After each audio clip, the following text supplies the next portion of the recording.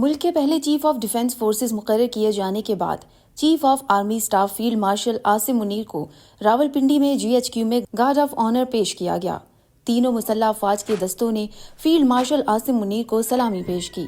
Chief of naval staff admiral Naveed Ashraf اور پاک فضائیہ کے سربراہ air chief marshal Zaheer Ahmed Babar بھی تقریب میں موجود تھے۔ Chief of the army staff اور chief of defence forces field marshal Syed Asim Munir نے تینوں مسلح افواج کے افسران سے خطاب کرتے ہوئے کہا کہ بھارت کسی خود فریبی یا گمان کا شکار نہ رہے۔ اگلی بار پاکستان کا جواب اس سے بھی برق رفتار اور شدید ہوگا۔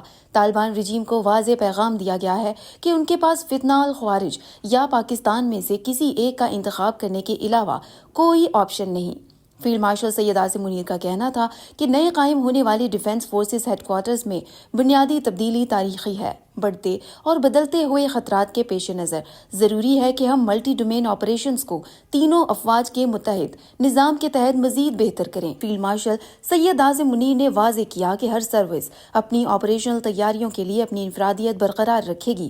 ڈیفنس فورسز کا ہیڈ کوارٹر سروسز کے آپریشن کو مربوط اور ہم آہنگ کرے گا۔ بالا کمان کی یکجہتی کے ساتھ ساتھ تینوں افواج اپنی اندرونی خود مختاری اور تنظیمی ڈھانچہ برقرار رکھیں گی۔ فیلڈ مارشل نے اعادہ کیا کہ پاکستان ایک امن پسند ملک ہے، تاہم کسی کو بھی پاکستان کی خود مختاری، علاقائی سالمیت اور ہمارے عزم کو آزمانے کی اجازت نہیں دی جائے گی۔ فیلڈ مارشل نے کہا کہ سب جان لیں کہ پاکستان کا تصور ناقابل تسخیر ہے اور اس کی حفاظت ایمان سے سرشار جاں بازوں اور متحد قوم کے پختہ عزم نے کر رکھی ہے۔